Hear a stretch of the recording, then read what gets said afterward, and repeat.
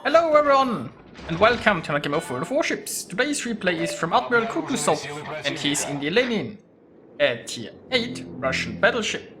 Now currently this replay is running at increased speed and the camera is unlocked so you don't get vertigo. It's just that it takes a little bit until this game gets exciting, so we are going to speed up the first part. Now this is a tier 8 battle, there are a few tier 6s mixed in, the map is Trap, it's a 3-point domination game, there is a carrier, and so far the friendlies have managed to grab the sea cap, which is quite lovely. There is a... well, the B cap is contested, and we don't really have too many ships going for A. And I think we can now go back to regular speed, and I can have to play the camera back. Now we've just lost a Nuremberg here. I mean, at least it's only a Nuremberg, so there is that. But we have about 4 enemies here and about 3 friendlies. Let's see how that goes. On the other hand, the Graf Spee is showing a lovely little broadside, so maybe we can just even the odds here. Yeah, or maybe not. Now here in the center, I'm not sure why this Akatsuki is so aggressive. I mean, I can understand, like, B can be very boring stalemates.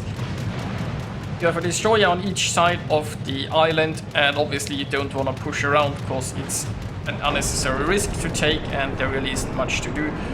And the problem is if you just leave the cap, then the enemy takes it and then leaves too, so you just give an advantage to the enemy. So there is that, and if you want to push around, sometimes you need little tools like Hydro or support. Now the friendly carrier is trying to help here, and down went the friendly destroyer there. Like, this wasn't a good place to sit, honestly. I mean, you can peek here, maybe launch a few torps, get back in, but honest, I'm not sure what he was expecting would happen there. Anyway, the friendlies are now 2 ships behind. The enemy are going to grab the center. There isn't much to stop them.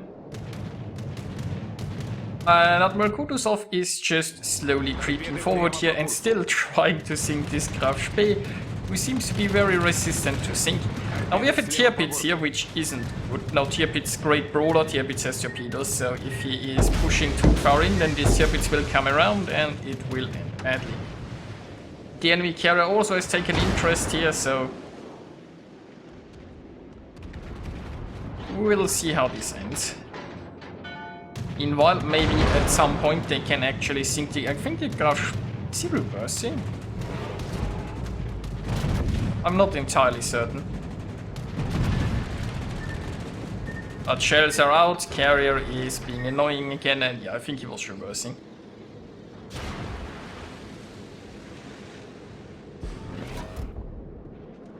So, I mean, there is one Arizona as backup, not the greatest...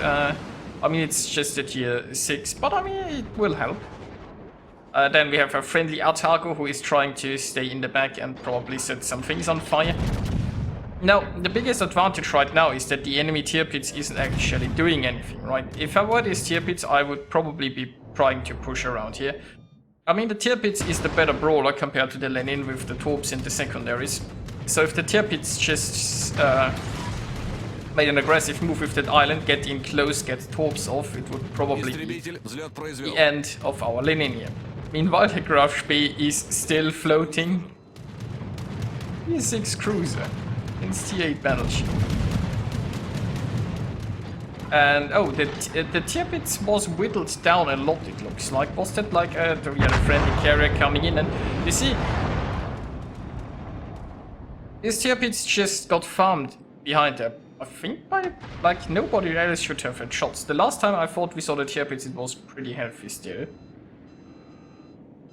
Is that the Tirpitz that's no salty? Yeah. It's called a carrier, it's not a cheat. And that were planes. Like, if this Tirpitz just had pushed around here, he could have probably sunk the Lenin a while ago. But you know, you can also just sit there, get farmed, and then complain about cheats, I guess. Now, meanwhile, the Graf Spee has finally been dealt with. Now, next up, we've got a Fuso. And that will be, I mean, like, outgunned by the Lenin, but you can't just sail in front of a Fuso's guns with full broadside. That's not going to end very well. So, do we get the stalemate here? Now, the friendlies, meanwhile, have lost the... Well, they are in the process of losing the sea cap. He has, well, never been in friendly hands. They really need to clear out A and then push B. The sooner the better. I'm not having high hopes for the remainder of the friendlies in the north. And this is going to be... The Fuso could try to go for a ram here. It would, considering how this looks and that it is a tier 6 ship. And the Lenin is still relatively healthy. If the Fuso goes for a ram here, it would be very good for the Fuso. Honestly... No citadels there. So I don't think the Fuso will get a good hit in here. Why is the Fuso not going for a ram here? I mean, let's be honest. I can understand why maybe he... But what are his other options? Aetam is down. Like, of course, if he can reload in time, if he can get citadels in here, that would be very lovely. Can he do it? Can his turret traverse keep up with the ship sailing around him? All he had to do was go forward. It's not like the Lenin could have dodged the ram.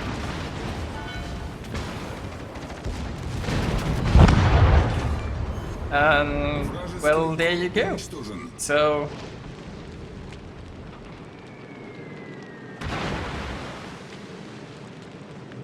I mean, I feel like if the tier pits had pushed earlier with Torps, he could have easily taken out the Lenin. If the Fuso would have rammed, he could have easily taken out the Lenin. But you know, I mean, if the enemy doesn't want to, then that's fine.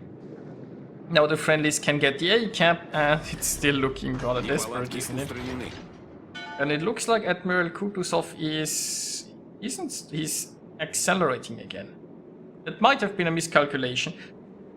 Now the Arizona and the Shokaku are going to take A, so it's not like the friendlies will miss getting this cap. But honestly, I mean, I would have personally taken the cap points for the experience, and it would have been capping a lot faster if it just slowed down a little. On the other hand, reaching B in a timely fashion might also be important.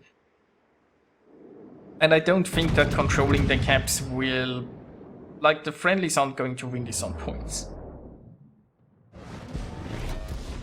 It just needs the enemy stop getting points, I suppose. So, the north has completely fallen, and we have a few poor friendlies that are now going to try to stop the red tide.